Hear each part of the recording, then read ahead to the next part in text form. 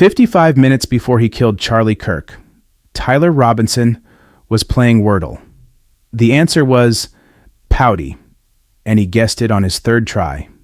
He sent a celebratory meme to a friend, bragging about his success. The friend responded with his own meme, admitting it had taken him 5 attempts. They laughed. They joked. They acted like it was just another Tuesday morning. But Robinson had already driven 3 hours from his home in southern Utah with a high-powered rifle. He was already on the campus of Utah Valley University, where Kirk, the 31-year-old conservative firebrand and Trump ally who had built a media empire on confrontational campus debates, was about to speak to what organizers expected would be 600 people. Over 3,000 showed up. At 12:07 p.m. Mountain Time on September 10th, 2025, Robinson fired a single shot from a rooftop 142 yards away.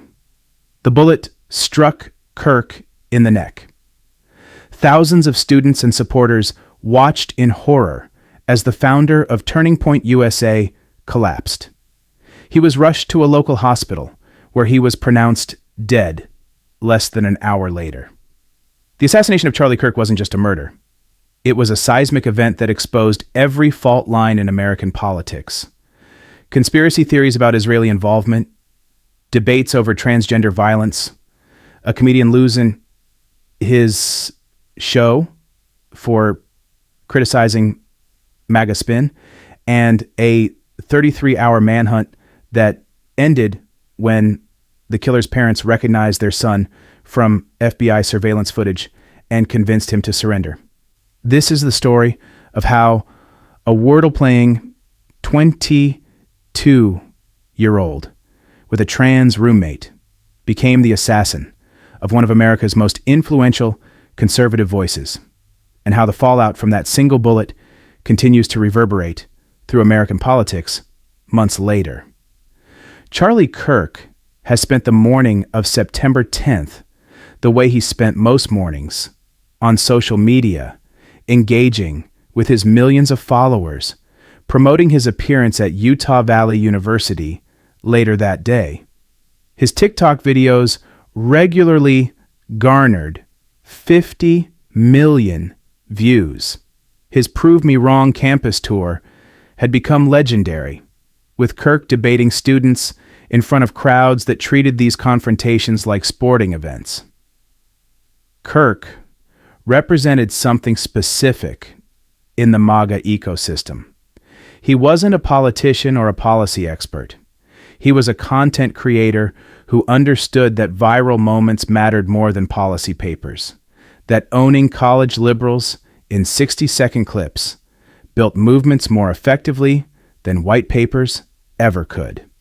His critics called him a bully who targeted vulnerable students with aggressive rhetoric.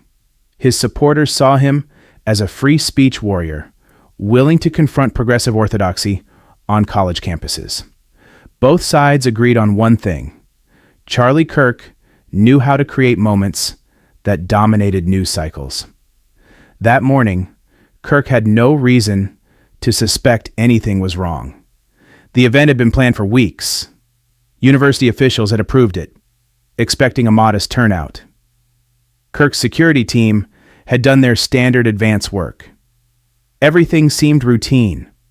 What nobody knew was that Tyler Robinson had been planning this for days, maybe weeks.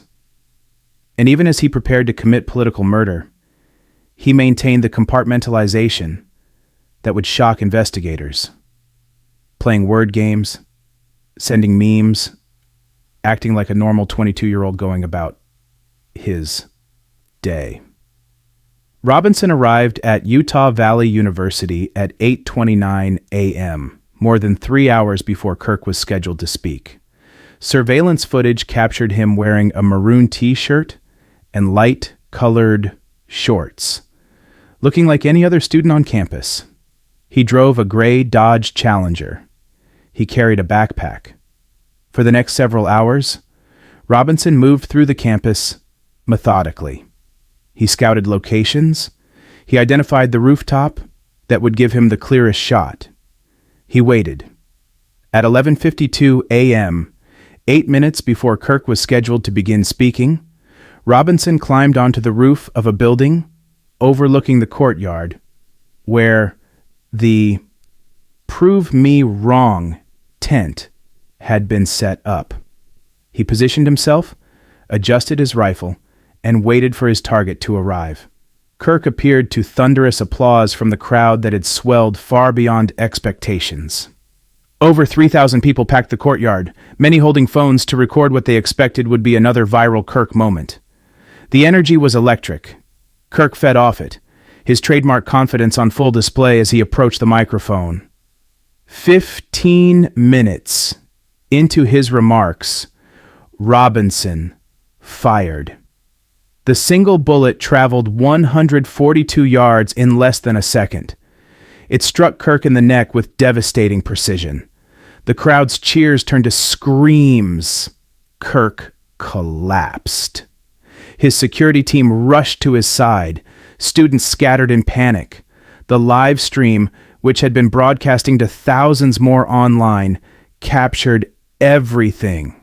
Robinson didn't wait to see the result. According to FBI surveillance footage released the next day, he jumped from the rooftop immediately after firing, landed, and ran. He abandoned his rifle and ammunition in a wooded area near the university. He left behind shoe prints, a forearm imprint, and a palm print on the rooftop, evidence that would help investigators identify him within 33 hours. But what Robinson also left behind were clues that would fuel conspiracy theories and political arguments for months. Etched into the shell casings were messages, "Hey, Fascist Catch" on one, "Bella ciao, bella ciao, bella ciao, ciao, ciao" on another. A reference either to an Italian anti-fascist song or an online gaming meme, depending on who you asked.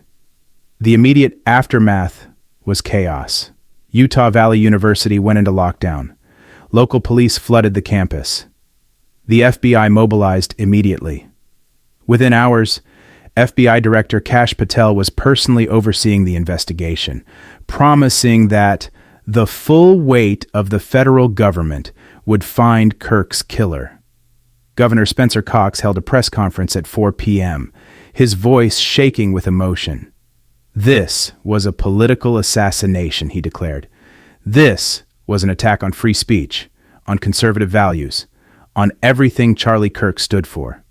President Trump, who had survived 2 assassination attempts himself in 2024, was swift in his response.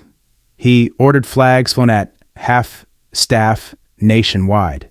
He announced that Kirk would posthumously receive the Presidential Medal of Freedom, and he made a claim that would become controversial. When you look at the problem is on the left. It's not on the right. But the real breakthrough in the case came from an unexpected source, Robinson's own family. On September 11th, the FBI released surveillance footage showing the suspected shooter. The images were grainy, but detailed enough.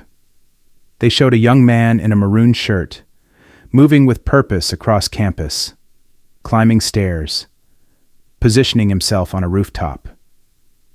Robinson's parents recognized their son immediately. What happened next revealed something profound about the complicated dynamics of family, ideology, and violence in modern America.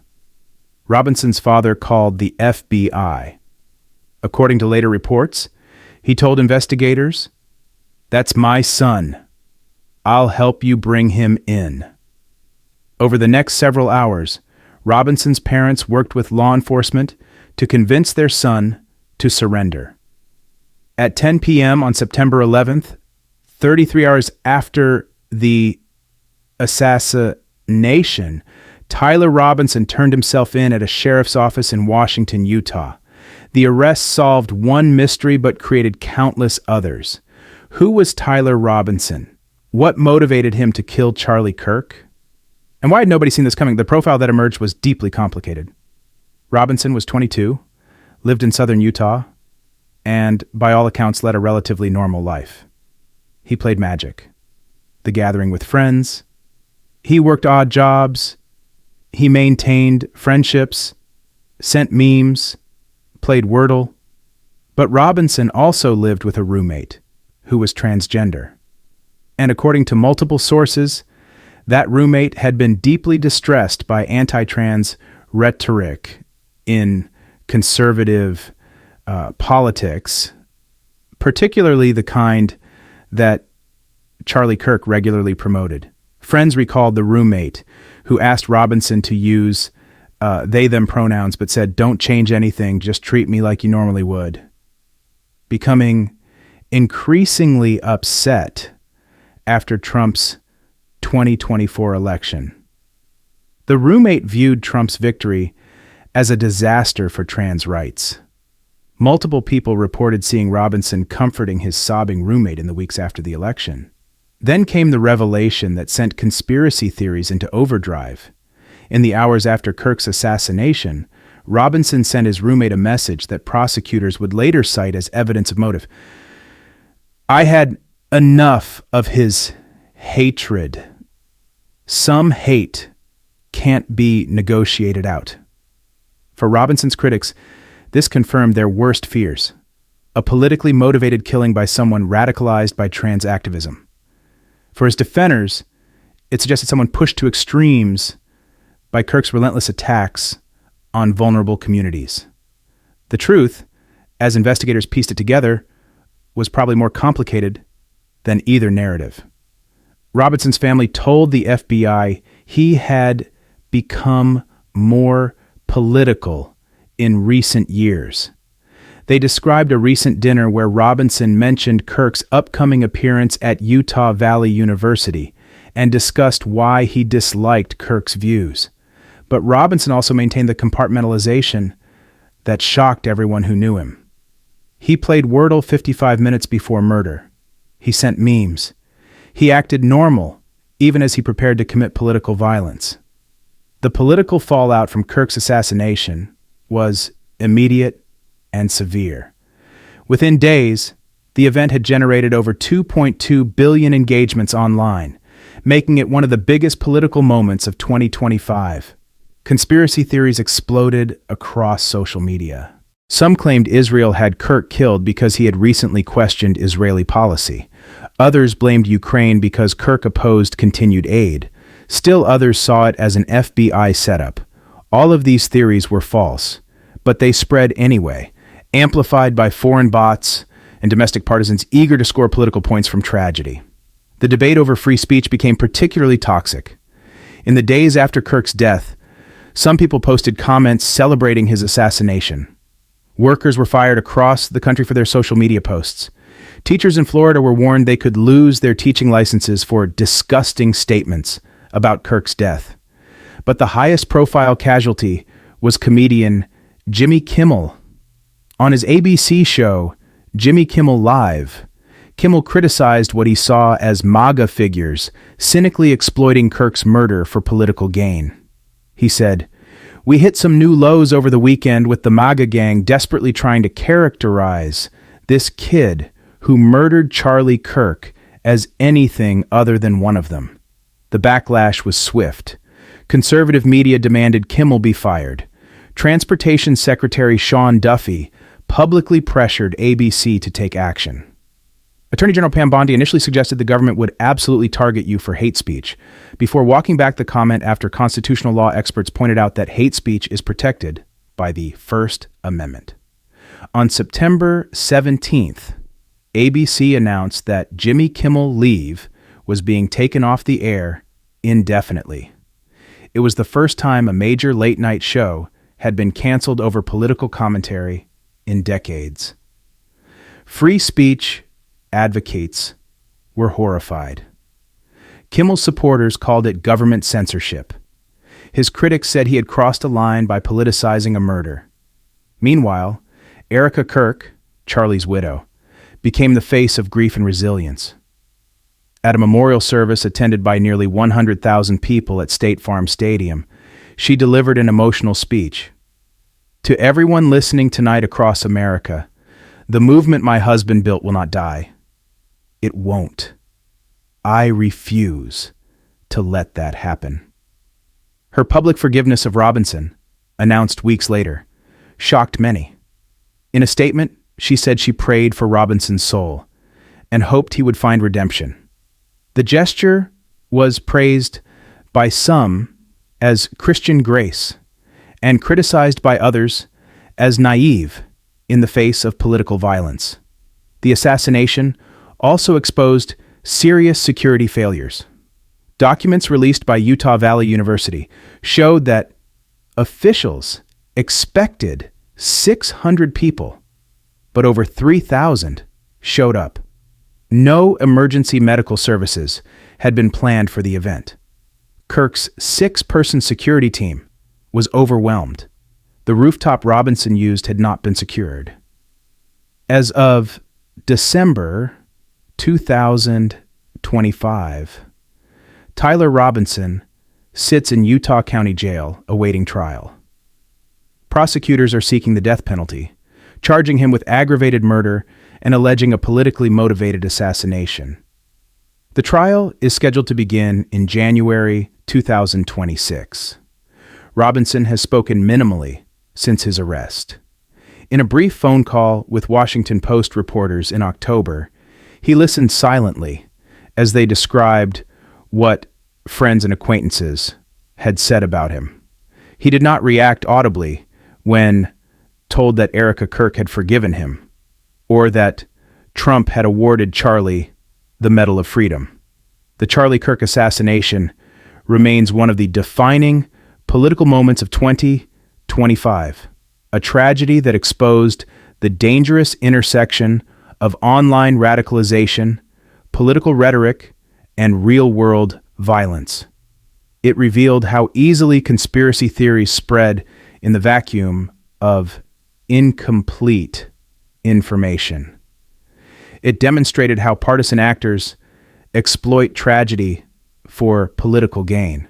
And it showed how ordinary people, like a 22-year-old who played Wordle before committing murder, can be transformed into vessels of political violence. Kirk's legacy remains contested.